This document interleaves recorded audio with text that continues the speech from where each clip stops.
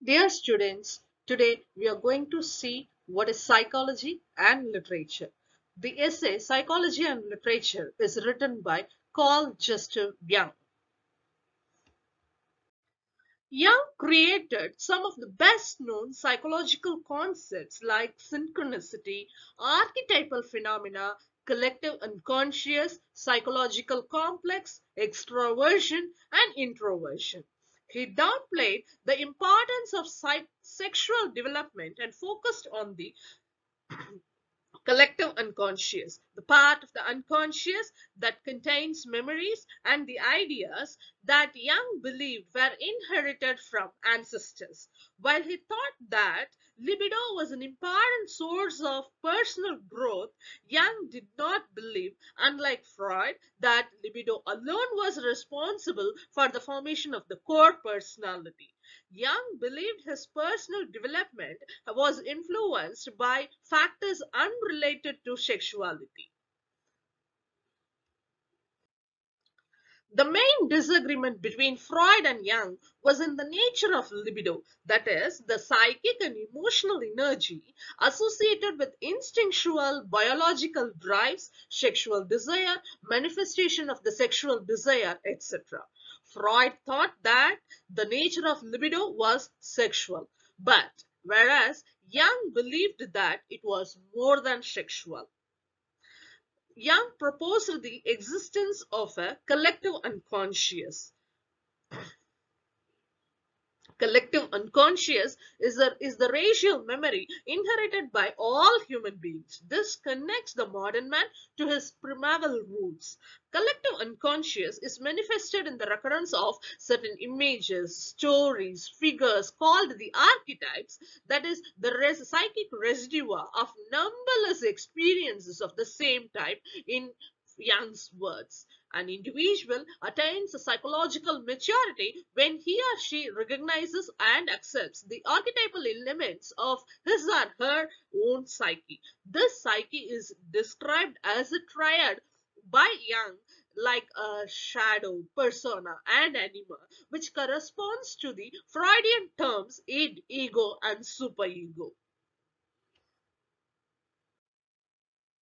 Jungian psychology has much more affinity with literature than Freudian psychology. The reason for this are many. To name a few, the first point it is Freud was much more scientifically oriented than Jung. Science was seen as inimical to literature from the Romantic period onwards, as we know very well. Young was the second point is Young was a more visionary, believing in religious and even magical traditions. Needless to say that his beliefs were closer to literature than Freud's. The third point is Young readily agreed that literature embodied knowledge. This knowledge was vital to alienated, secularized modern man. Young's theory of collective unconscious tied neatly with the anthropological study of primitive myth and ritual initiated in England by James Frazer in The Golden Bough. Out of fusion of psychology, anthropology, and literature, a kind of literary criticism evolved in which the archetypal patterns become dominant. So, in this way, Young is more inclined to literature than Freud. As far as the main topic, psychology and literature, is concerned, Young says psychology is the study of the psychic process. He clearly states that human psyche is the womb of all sciences and art. Psychological research tries to explain the formation of a work of art. It looks at the factors that make a person an artist. That is, the psychological research which tries to explain the formation of a work of art can be called as the creative process, whereas how it looks at the factors that make a person an artist can be considered as the creative artist. A work of art is a complicated product. It is created intentionally and consciously. When we analyze the creative process, We undertake the psychological analysis of a complicated work of art. When we look at the creative artist, we look at the creative human being as a unique personality. It is possible to draw surmises about the artist from the work of art and vice versa, but these inferences are never conclusive.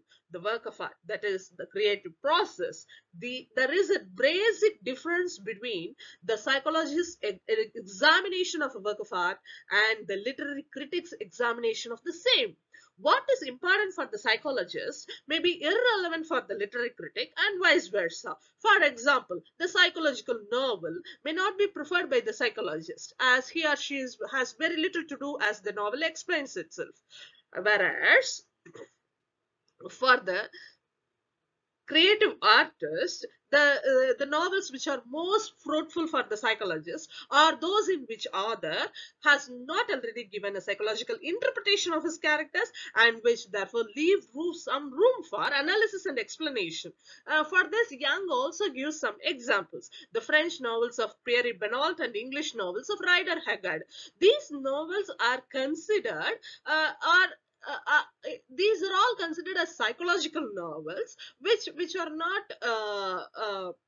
which are not relevant and which are not having any interest for the psychologist. Conan Doyle's detective fiction and Melville's Moby Dick can be considered. These are all the novels which is fascinated by the psychologist, whereas the literary artist he goes for the former one rather than the later one. An exciting narrative without any psychological explanation is the most interesting thing for the psychologist. Such a work is built upon hidden psychological assumptions. It reveals itself to critical analysis. On the other hand, in a psychological novel, the author himself undertakes a psychological exposition and elimination. Such novels are interesting to laymen. But novels with hidden psychological assumptions pose a challenge to the psychologist, for he alone can analyze its deeper meaning. Here, Young talks about two modes of creative artists. One is the psychological mode, and the other one is the visionary mode. As far as psychological mode is concerned, it deals with materials taken from ordinary human consciousness. The poet raises the material from the commonplace to the poetic. He brings into the reader's consciousness things the later might have overlooked.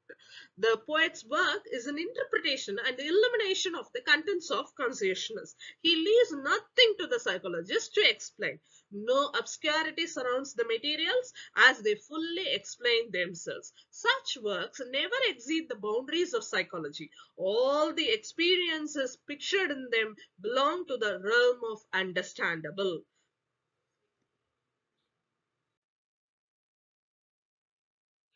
The obscurity of source material is existing in the visionary mode.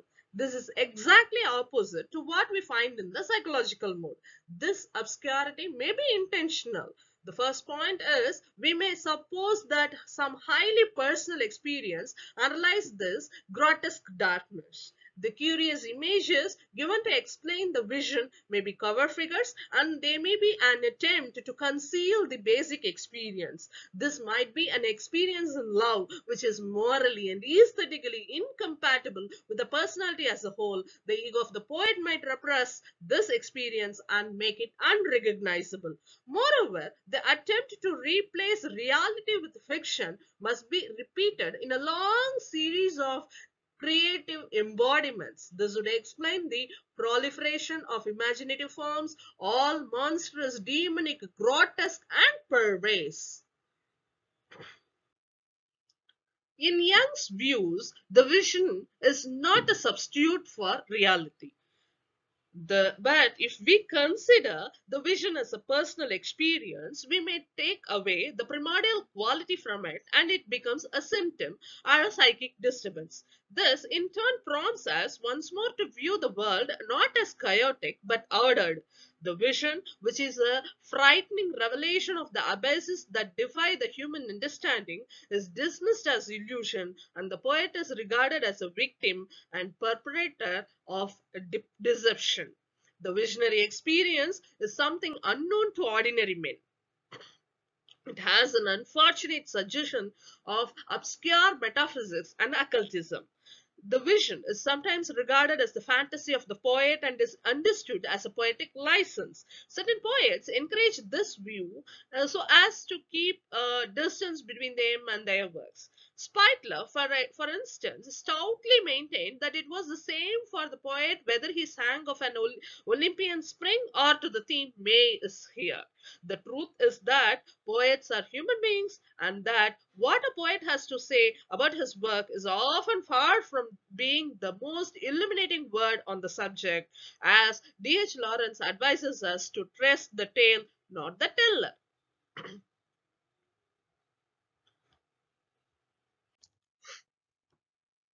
Young defines collective unconscious as a certain psychic disposition shaped by the forces of heredity from it consciousness has developed. In the physical structure of the body, we find traces of earlier stages of evolution. It is, in fact, that in eclipses of consciousness, in dreams, in narcotic states, and cases of insanity, there come to the surface psychic products are contents that show all the traits of primitive levels of psychic development. Young says that what is of particular importance to the study of literature in these manifestations of collective unconscious is that they are compensatory to the conscious attitude. They can bring abnormal and dangerous levels of consciousness into equilibrium in a purposive way. Great poetry draws its strength from the life of mankind, and we completely miss its meaning if we try to derive it from personal factors. Whenever the collective unconscious become a living experience and is brought to bear upon the conscious outlook of an age, this event is a creative act which is of importance to everyone living in that age. A work of art contains a message to generations of men. Fast touches something in the soul of every German. An epoch is like an individual. It has its limitations of conscious outlook. It requires a compensatory adjustment. This is affected by the collective unconscious in that a poet, a seer, or a leader allows himself to be guided by the unexpressed desire of his times and shows the way by word or deed to the attainment of that which everyone blindly craves and expects.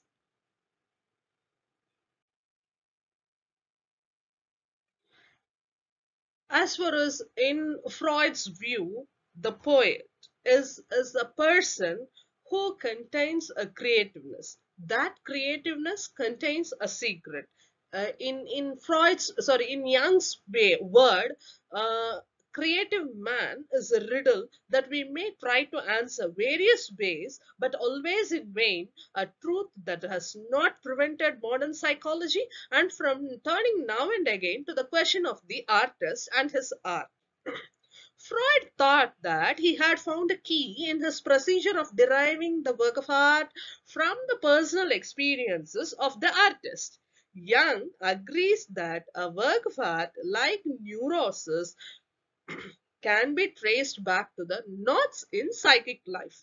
It was Freud's great discovery that neuroses have a causal origin in the psychic realm, that they take their rise from emotional states and form real or imagined childhood experiences, as we have seen in Freud's famous essay, Creative Writers and Daydreaming. The role of a poet, as for whereas Young says that the role of a poet's psychic disposition in his work of art is undeniable. What is the relationship between Freud and neurosis? Neurosis, according to Freud, is a substitute for gratification.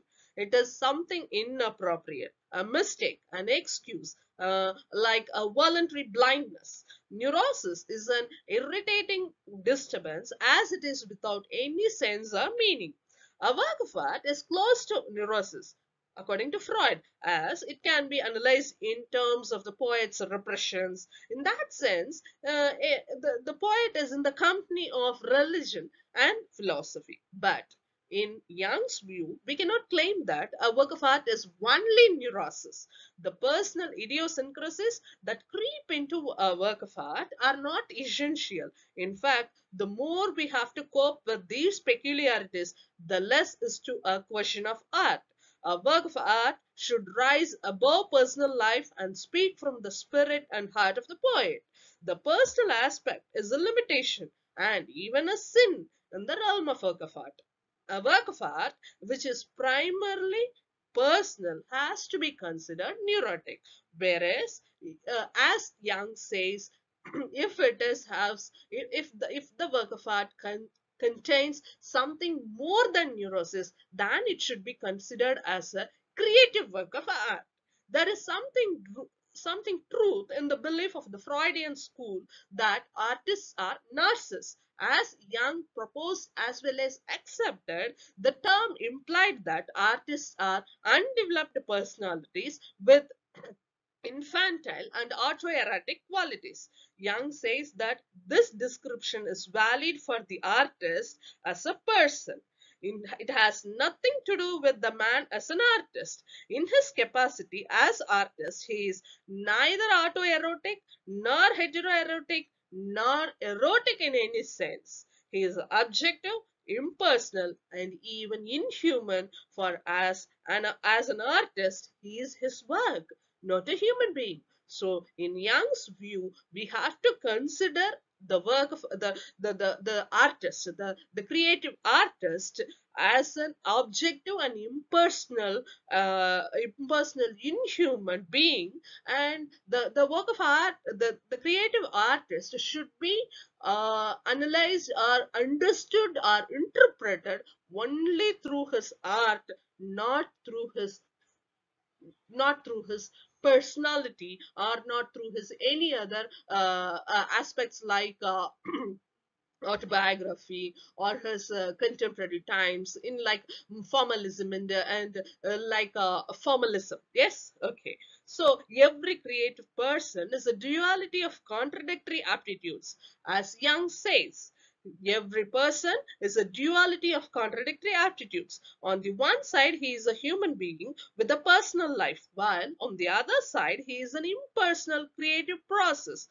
As a human being, he may be healthy or morbid. We can only understand him as an artist by looking at his creative achievement.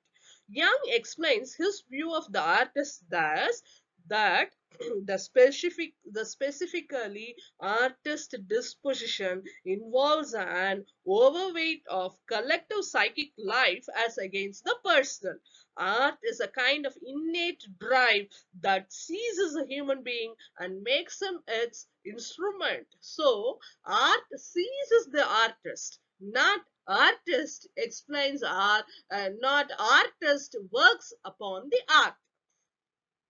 So the artist is not a person endowed with free will who seeks his own ends, but one who allows art to realize its purposes through him. So through him, art realizes its own purpose. As a human being, the artist may have moods and a will and personal aims, but as an artist, he is a man in a higher sense. He can be called as a collective man, the man with capital M, one who carries and shapes the unconscious psychic life of mankind.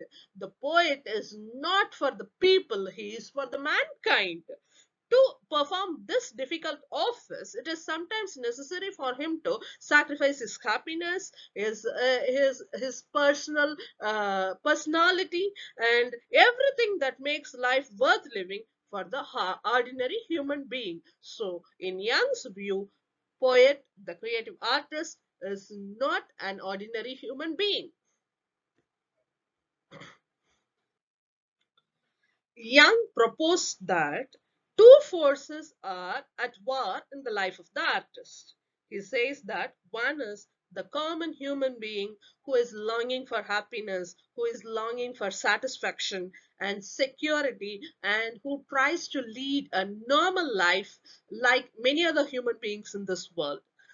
Whereas the other person, that is the artist, who is someone with a ruthless passion for creation which may go so far as to override every personal desire. Young believes that an artist has to suffer because of the divine gift of creative fire in him.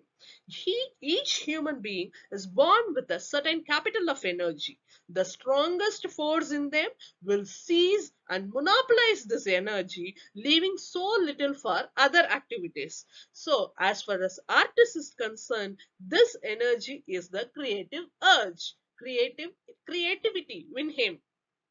The autoeroticism of the artist resembles that of illegitimate or neglected children. These children have to protect themselves and from their tender years from the destructive influence of people who have no love to give them.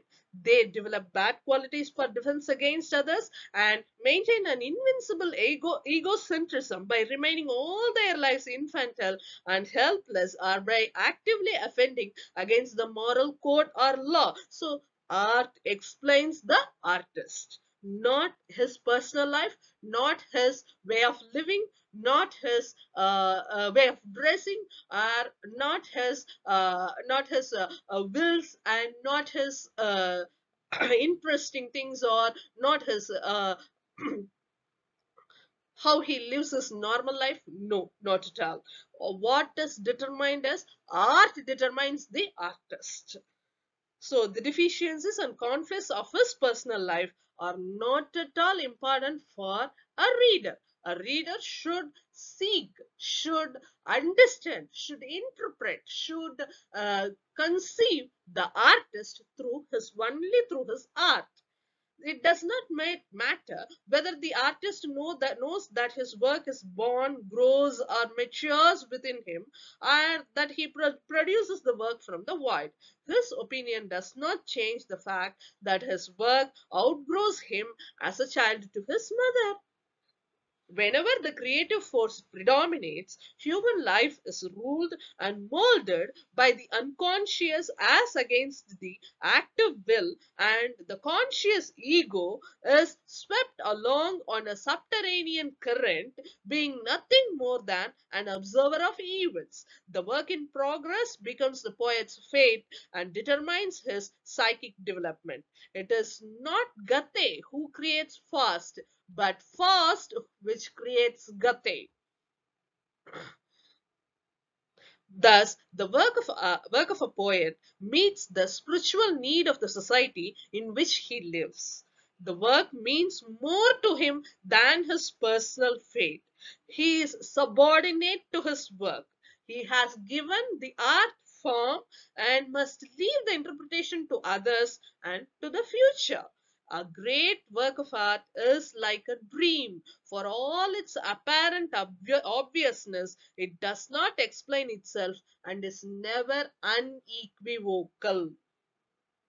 Every great of work of art is objective and impersonal, like the poet, but nonetheless profoundly moves us each and all. And this is also why the personal life of the poet cannot be held essential to his art, but at most a help or hindrance to his creative task. So, with this explanation, with this note, I'm ending up this class that as far as Young is concerned, psychology and literature are they are interdependent, and the creative work should be considered, should be analyzed, should be interpreted, should be understood only through the art, not with the artist.